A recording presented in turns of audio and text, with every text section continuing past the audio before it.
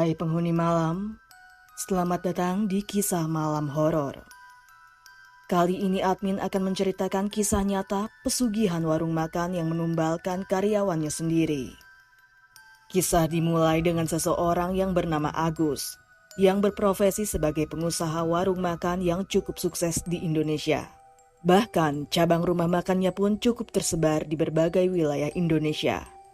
Namun, di balik kisah kesuksesannya tersebut menyimpan kisah kelam dan tragis.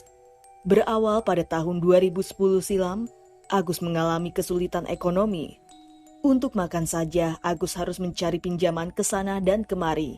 Keekonomian Agus benar-benar sangat sulit waktu itu. Agus pun sempat mencoba untuk berjualan, akan tetapi usahanya itu mengalami kebangkrutan. Sampai-sampai Agus pun bingung harus bagaimana lagi. Dan berselang beberapa hari, Agus bertemu teman kecilnya di sebuah rumah makan. Dan temannya bernama Asep. Mereka pun mengobrol, lalu Agus bertanya kepada Asep. "Sekarang kesibukannya apa, Sep?" Dan Asep menjawab, "Sekarang gue usaha rumah makan kecil-kecilan, Gus." Dan Agus pun berkata, "Bolehlah ajarin gue, Sep. Gue udah buntu nih, harus gimana? Usaha yang gue jalanin selalu gagal." Asep pun menjawab, "Siap Gus, nanti gue ajarin ya. Minggu depan kita ketemu lagi." Setelah mengobrol, Agus dan Asep pulang ke rumah masing-masing. Singkat waktu, minggu pun tiba, Asep menelpon Agus untuk bertemu di tempat kemarin. Lalu Agus berpamitan kepada istrinya bahwa ia akan bertemu Asep untuk membicarakan usaha yang Asep jalani. Agus pun menemui Asep di rumah makan yang kemarin mereka bertemu. Sesampainya Agus di tempat tersebut, Asep pun berkata kepada Agus, "Gus, lu gak capek hidup kayak gini terus? Kalau gue sih capek Gus, setiap hari kesusahan terus. Buat makan aja harus cari pinjaman sana sini, apalagi setiap bulan tagihan datang terus." Lalu Agus pun menjawab, "Capek lah Sep, gue pengen ngubah perekonomian keluarga gue Sep, apalagi anak-anak gue belum bayar SPP." Dan Asep pun berkata kepada Agus, "Besok lu ikut gue ke Serang ya. Soalnya kata orang-orang di sana ada dukun pesugihan Gus yang bisa ngubah hidup lu jauh lebih baik lagi." Agus pun menjawab, "Enggak lah Sep, gue enggak mau, enggak ada cara lain apa?" Dan Asep berkata, "Kalau mau cepet ya jalan satu-satunya yang kayak gue bilang barusan Gus." Dan Agus pun langsung terdiam. Agus berpikir sejenak. Bener juga apa yang dibilang Asep, tapi janganlah sampai seperti itu. Lalu Agus pun menolak tawaran Asep tersebut. Mereka pulang ke rumah masing-masing, dan istri Agus bertanya kepadanya, "Gimana Pak?" Agus pun menjawab, "Parah Bu, Bapak kira Asep mau ngajarin usaha yang benar. Tahu-taunya Asep ngajarin cara pesugihan Bu." Istri Agus pun terkejut. Dan singkat waktu Agus membuka usaha kecil-kecilan di depan rumahnya. Tiba-tiba Asep pun menelpon Agus dan Agus mengangkatnya. Asep pun berkata, "Halo Gus, Gus, besok kita ketemu ya. Gue mohon banget sama lu nih, Gus." Agus yang mendengar temannya memohon kepada dirinya, ia pun mengiyakannya.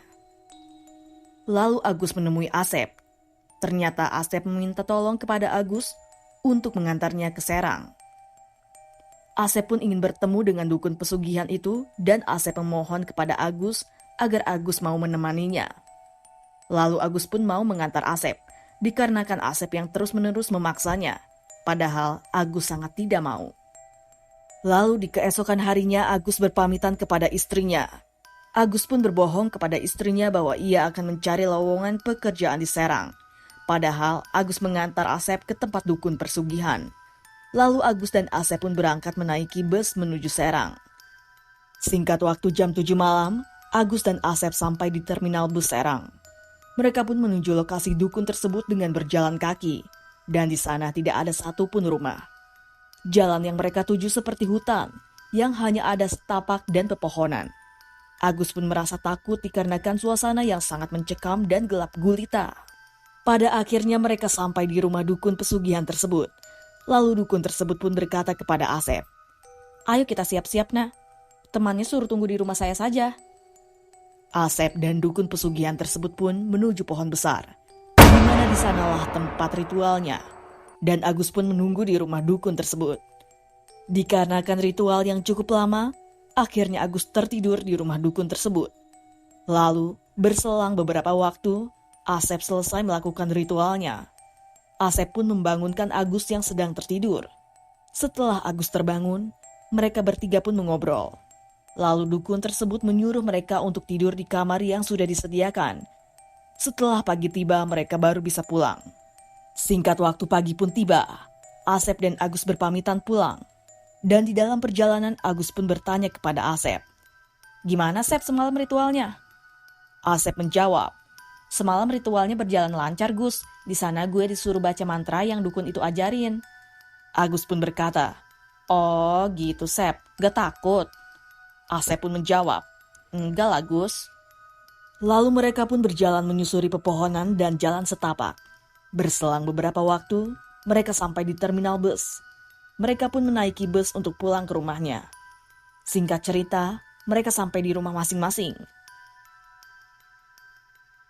Dan selama 4 bulan belakangan ini, Agus dan Asep pun jarang berkomunikasi lagi, dikarenakan kesibukan masing-masing. Agus yang ingin tahu kondisi Asep pun ia menelponnya dan berkata, "Halo Sep, gimana kabarnya?" Asep pun menjawab, "Baik Gus, sinilah main ke rumah gue." Agus yang merasa penasaran pun akhirnya ia main ke rumah Asep. Sesampainya Agus di rumah Asep, Agus terkejut melihat perbedaan hidup temannya itu. Sekarang rumahnya mewah, mobil dan motor berjejer di garasi. Setelah Agus masuk ke rumah Asep, ia pun melihat begitu banyak perubahan. Lalu Agus pun bertanya kepada Asep, "Ini hasil ritual lu yang 4 bulan lalu lu lakuin, Sep?" Asep pun menjawab, "Iya Gus." Lalu Agus pun tergiur ingin mengikuti jejak Asep. Singkat waktu Agus dan Asep sampai di rumah dukun pesugihan tersebut. Sesampainya Agus di sana, Agus pun melakukan ritual yang diajarkan dukun itu. Dan ketika sedang melakukan ritual, begitu banyak hal-hal yang aneh dan suara yang menakutkan.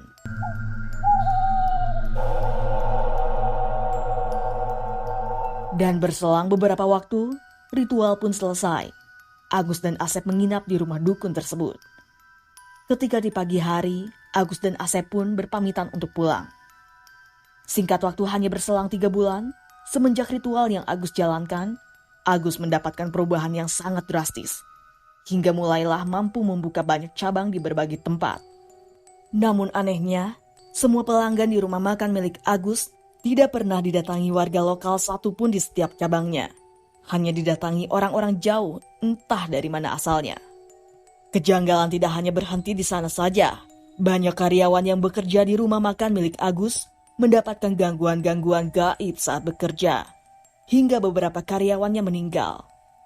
Terlebih lagi banyak pengakuan dari karyawan yang bekerja di rumah makan milik Agus pernah melihat sesosok pocong yang sedang meludahi makanan para pelanggan yang berada di sana. Dan satu persatu karyawan yang bekerja di sana mendapatkan musibah. Dari mulai sakit-sakitan, menjadi gila, sampai meninggal. Karena diganggu oleh sosok tersebut. Namun anehnya, meski banyak karyawan yang sakit hingga meninggal setelah bekerja di sana, tetapi tetap saja, masih banyak orang yang melamar pekerjaan di rumah makan milik Agus hingga saat ini. Meskipun masyarakat setempat mengetahui berbagai peristiwa ganjil yang terjadi di rumah makan milik Agus, warga pun tidak ada yang berani ikut campur, dikarenakan takut akan tertimpa musibah yang sama. Terlebih lagi, hal semacam ini belum bisa diterima oleh dasar hukum yang kuat. Hal tersebut yang membuat banyak warga tidak mau ikut campur, dan bahkan hingga saat ini, warung milik Agus pun masih beroperasi dan masih hadir di berbagai wilayah di Indonesia. Serta mungkin saja kalian adalah salah satu dari pelanggan rumah makan milik Agus. Dan berakhirlah kisah pesugihan rumah makan milik Agus yang diambil dari kisah nyata. Jangan lupa subscribe channel ini agar kalian tidak dihantui mereka.